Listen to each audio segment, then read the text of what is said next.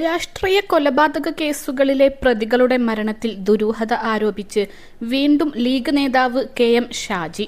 TP. വധക്കേസ് പ്രതി കുഞ്ഞനന്ദന്റെ മരണം ചൂണ്ടിക്കാട്ടിയാണ് ഷാജി വീണ്ടും രംഗത്ത് വന്നത്. ഫസൽ കേസിലെ കാരായി ചന്ദ്രശേഖരനെയും രാജനെയും പ്രതിയാക്കിയതിൽ അന്വേഷണ ഉദ്യോഗസ്ഥൻ കെ. രാധാകൃഷ്ണനെ പെണ്ണുകേസിൽ കുടുക്കി. ഷുക്കൂർ വധക്കേസിലെ പ്രതിയുടെ ഭാര്യ ആത്മഹത്യ ചെയ്തു. മൻസൂർ കേസിലെ രണ്ടാമത്തെ പ്രതി രതീഷ് ആത്മഹത്യ ചെയ്തു. ടി.പി. കേസിൽ പിടിയിലായ കുഞ്ഞനന്ദനും സി.എച്ച്. അശോകനും മരിച്ചു. കുഞ്ഞനന്ദൻ മരിക്കുമ്പോൾ കണ്ണൂർ സെൻട്രൽ ജയിലിലിരിക്കുന്ന സ്ഥലത്തെ എം.എൽ.എ. ആയിരുന്നു താൻ. ജയിലിൽ അങ്ങനെ ഒരാൾക്ക് മാത്രം ഭക്ഷ്യവിഷബാധയേൽക്കും. അച്ഛന്റെ മരണം അന്വേഷിക്കണമെന്നാവശ്യപ്പെട്ട് മുഖ്യമന്ത്രിക്ക് പരാതി നൽകാൻ കുഞ്ഞനന്ദന്റെ മകൾക്ക് ധൈര്യമുണ്ടോ എന്നും ഷാജി ചോദിച്ചു.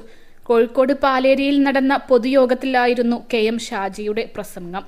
ടി.പി. കൊലക്കേസിൽ CPM നേതാക്കളിലേക്ക് എത്താനുള്ള ഏക കണ്ണിയായിരുന്നു കുഞ്ഞനന്ദനെന്നുമാണ് കെ.എം. ഷാജി നേരത്തെ പറഞ്ഞിരുന്നത്. കണ്ണൂരിലെ എല്ലാ രാഷ്ട്രീയ കൊലപാതകങ്ങളിലും കൊന്നവർ കൊല്ലപ്പെട്ടിട്ടുണ്ടെന്നും കെ.എം. ഷാജി മലപ്പുറം കൊണ്ടോട്ടി മുസ്ലിം ലീഗ് മുനിസിപ്പൽ സമ്മേളനവേദിയിൽ പ്രസംഗിച്ചു.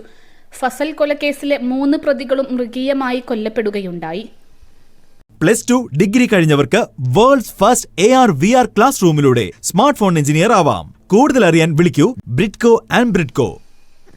കുറച്ച് ആളുകളെ കൊല്ലാൻ വിടും. അവർ കൊലപാതകം നടത്തി തിരിച്ചു വരും.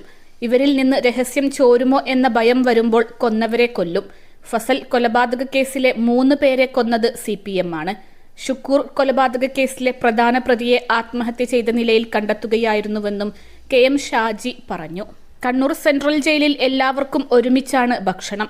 കുഞ്ഞനന്ദന്റെ ഭക്ഷണത്തിൽ മാത്രം എങ്ങനെ വിഷം വന്നു? കുഞ്ഞനന്ദന് ജയിലിൽ നിന്ന് എങ്ങനെ ഭക്ഷ്യവിഷബാധ ഉണ്ടായി എന്നതിൽ മറുപടി പറയണം എന്നാണ് കെ.എം. ഷാജി ആവശ്യപ്പെട്ടത്. 21 ലക്ഷത്തോളം സന്തുഷ്ടരായ ഉപഭോക്താക്കളും 2 ലക്ഷത്തോളം തിമിര ശസ്ത്രക്രിയകളും പൂർത്തിയാക്കിയ മലബാറിലെ ഏക കണ്ണാശുപത്രി അൽ സലാമ ഹൈ ഹോസ്പിറ്റൽ റോഡ് പെരിന്തൽമണ്ണ.